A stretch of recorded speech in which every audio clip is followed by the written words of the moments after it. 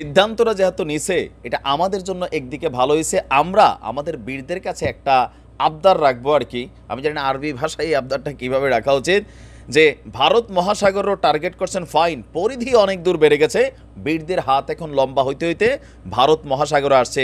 তবে যেহেতু ভারত মহাসাগরে আসছেই, তো সেই ক্ষেত্রে একটা কাজ করা দরকার, সেটা হচ্ছে এই ভারত মহাসাগর থেকে আমাদের এমভি আবদুল্লাহ জাহাজটা হাইজ্যাক হয়েছে সোমালিয়ান জলদস্যুদের দ্বারা।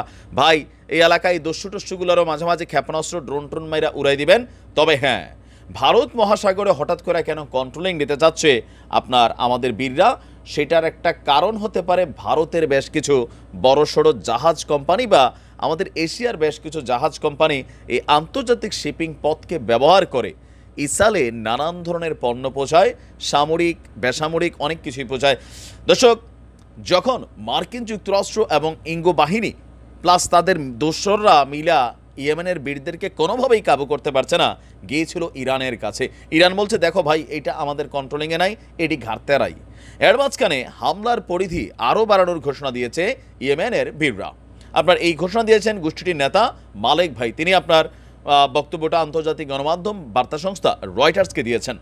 তিনি বলছেন যে এখন থেকে শুধুমাত্র লোহিত সাগর না, এইডেন উপসাগর না, বাবাল মানদেব প্রণালী না, এখন থেকে ভারত মহাসাগরেও আমরা হামলা চালাবো। টার্গেট ইসরায়েলের সাথে সম্পৃক্ত যে জাহাজগুলো আছে, ইসরায়েলের মালিকানাধীন হইতে হবে না, ইসরায়েলের দিকে রওনা করা, ইসরায়েলের পতাকাবাহী অথবা ইসরায়েলের আওতায় ইসরায়েলের সাথে ব্যবসা বাণিজ্য নিয়ে মালামাল নিয়ে যেই জাহাজটাই যাবে তাদেরকে টার্গেট করবে। তাদের মূল লক্ষ্য হচ্ছে ইসরায়েলের সঙ্গে যুক্ত জাহাজগুলোকে প্রতিরোধ করা। মালিক ভাই বলছেন, শুধু আরব সাগর, লোহিত সাগর, এইডেন উপসাগরে নয়, এই মহাসাগরেও চলাচলকারী জাহাজকে প্রতিরোধের আওতায় আনা হচ্ছে। পাশাপাশি দক্ষিণ আফ্রিকার উত্তমাশা অন্তরীপের দিকে চলাচলকারী জাহাজও হবে সামনে লক্ষ্য। যতক্ষণ না পর্যন্ত আমাদের ওই যে সেখানে আগ্রাসন বন্ধ না হচ্ছে, কোনোভাবেই আমাদের বীরদেরকে রক্ষা কি বলে যে ঠোকা যাবে না বা তাদেরকে প্রতিরোধ করা যাবে না। কারণ তাদের একটাই নীতি, বাঁচলে গাজী মরলে শহীদ, একদিন তো মরেই যাব। আপনার সম্প্রতি বাংলাদেশে আপনারা জানেন যে আমাদের যে জাহাজটা হয়েছে সেটাও কিন্তু ভারত মহাসাগর থেকেই ছিনতাই হয়েছে। এই অঞ্চলটাতে দীর্ঘদিন যাবৎ কিন্তু এই কি বলা হয় যে সোমালিয়ার এই দস্যুরা নানানভাবে কাজ করছে। এদের সাথে কিন্তু মাঝে মাঝে আবার ইরানেরও ঝামেলা হয়, এখানে খেয়াল রাখা উচিত। ইরান তাদের বিভিন্ন জিনিস মাঝে মাঝে বিভিন্ন জায়গায় পাঠায়। এই মাঝখানে আপনার খেয়াল থাকার কথা যে সোমালিয়ান জলদস্যুরা যে জাহাজটা দিয়ে আমাদের জাহাজ ছিনতাই করছে, মাছ ধরার ওই জাহাজটাও কিন্তু ইরানেরই একটা জাহাজ।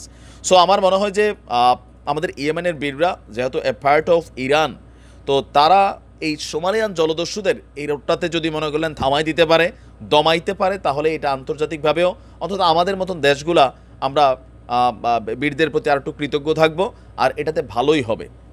মোট কথা হচ্ছে ইসরায়েলের সাথে সম্পর্ক, ইসরায়েল যেমন চারদিক থেকে বীরদেরকে ধরেন একটা কলাপস করে রাখছে, ত্রাণ আইসা সাগরে ভাসতেছে, আমাদের এই শহরগুলোতে ঢুকতে দিচ্ছে না, ইফতার সেহরির খাবারগুলো নষ্ট করে দিচ্ছে, আন্তর্জাতিক চাপকে মানছে না, তো সেই ক্ষেত্রে এদের বিরুদ্ধেও এই ধরনের অবস্থান যদি না নেয়, তাহলে কোনোভাবেই কিন্তু এদেরকে থামানো যাবে না।